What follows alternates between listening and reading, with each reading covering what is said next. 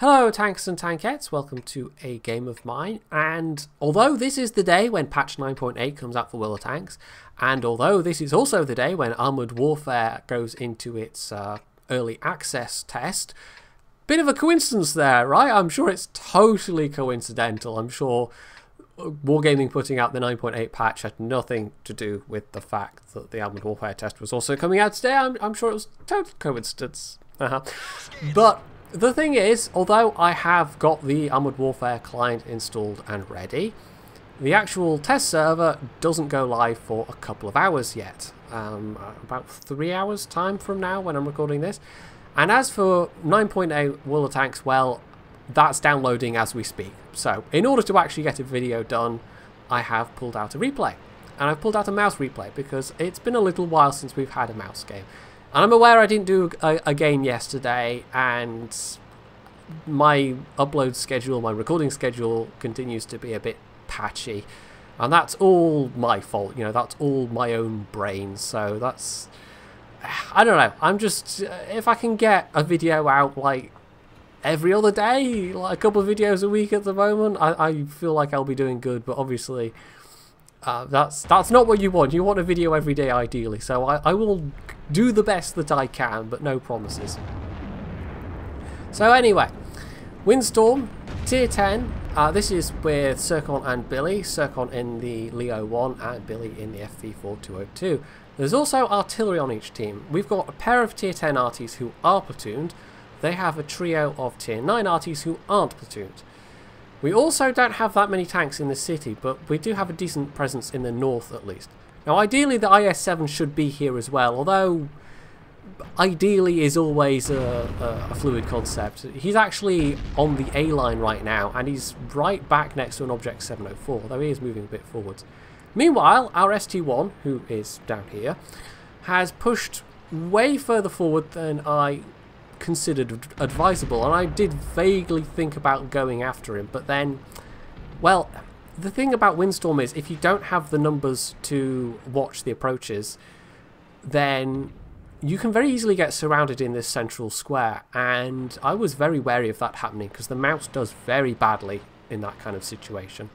Now we've seen what's pushing across. It's a T-57 Heavy, Jagdtiger and an E-75. And that doesn't look particularly good, so that's why I'm staying back here, because I can prevent the ST-1 from getting overrun from both sides. But as it turns out, the E-75 and the T-57 Heavy actually both turn north, and it's just the Jagdtiger that's there. So I take a snapshot at him, which actually tracks him, but his repair speed is just slightly slower, faster even than my reload speed. Although, to be honest, I don't think that Jagdtiger is the best player. Now, we've also got 5100 that's come around slightly to the north. The 1375 is actually going to pop around behind me in a moment, which is good news for our artillery. But this Jagdtiger just basically sits there and lets me shoot him. It's not a good plan. Meanwhile, well, it's the thought that counts, little 1375. It's the thought that counts. That distraction though, I mean, it does give the Jagdtiger an opportunity to shoot me and do some damage, and then he gets another shot in when I pull forwards, but he's still sitting there, and I'm down to just under 2/3 of my health. He's down to, what, just over 10% of his? So I would say, even though I took two fairly big hits there, he's definitely come out worse of that, and that was some bad play on his part. Now the ST-1 unfortunately took a hit, but did take out that Jagdtiger in return, so that's fine. The Jagdtiger is no longer at our backs. The T-57 is slightly concerning to me, but now I'm going to turn my attention to the north, well, slightly more north, and help out this IS-3, who, just on his own, I mean, that's a 110E5, an E-75, and there was a 5100, but Artie just took him out, and he's been holding them back. And that doesn't particularly say anything good about the enemy players, but the fact that that one IS-3 was there, and, you know, with artillery support, was able to hold those guys back, was very good for me. It meant I wasn't going to get overrun from the rear. However, talking about being overrun from the rear, there's that T-57 Heavy who catches the IS-3, unfortunately unawares, and takes him out fairly easily. 110E5 chooses this moment to push across, does manage to, I think the E75 tracks me, and the 125 is then able to hit my lower front plate. And this is actually, like, although the E75 is there as well, he's being very shy. It's basically just me versus the 125, and I have the hit points advantage here. Even though he has a rate of fire advantage, I'm able to sufficiently angle against him that, yeah. So that was a PCR, because that shot needed to count. It was also an ammo rack. It was a totally unnecessary ammo rack. Although, of course, if it had not been an ammo rack, the shell may have rolled low. So I take a risk here that the E75 might pop out and shoot me, but that T57 Heavy needs to die. And fortunately, the ST1 tracked him, because otherwise, the T57 Heavy would have gotten away. So, you know, that ST1's actually proved his worth. And I think, even if I hadn't been, like, me thinking I'll go there and stop him being overrun from behind, that turned out to be unnecessary. But you can never predict these things in advance. You can make best guesses. But best guesses is like that saying that, you know, plans never survive contact with the enemy. So meanwhile in the north, Zircon, I don't know, was getting a bit annoyed at the IS-7. Zircon has managed to survive. There's also a Waffle Panzer IV.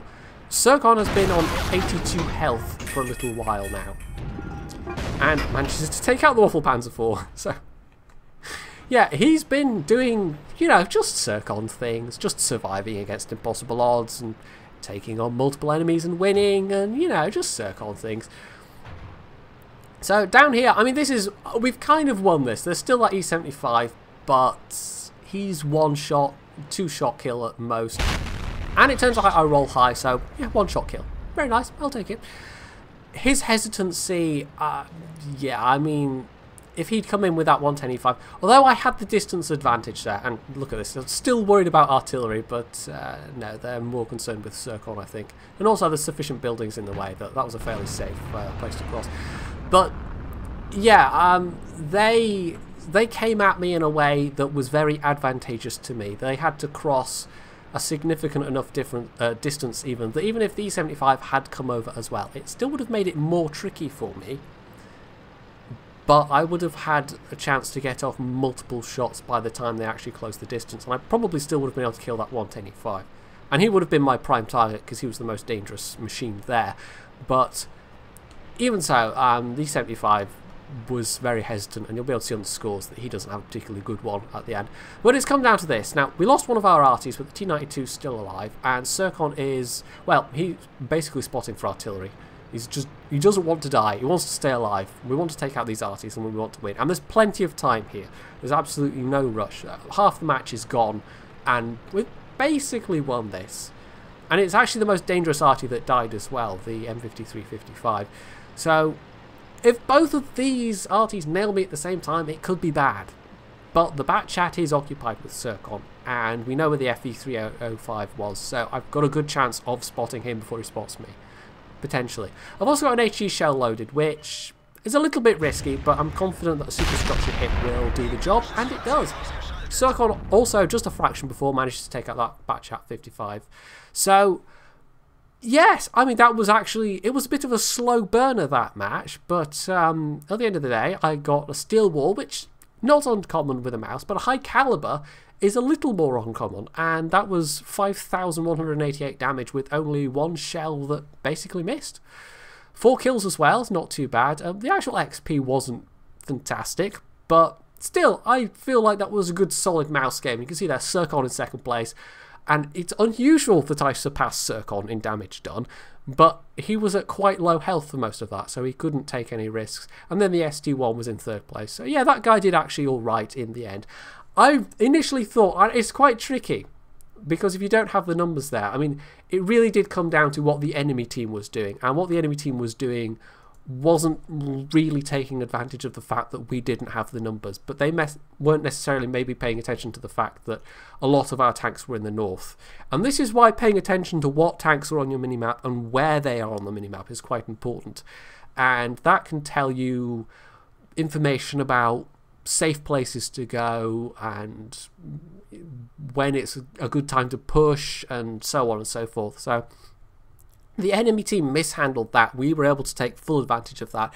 And that ST1, well, if nothing else, he stopped that T-57 Heavy from just coming around behind me. And if the T-57 had come from one direction, with the T-125 coming from the front, this could have gone very differently. And if the E-75 had been playing better as well.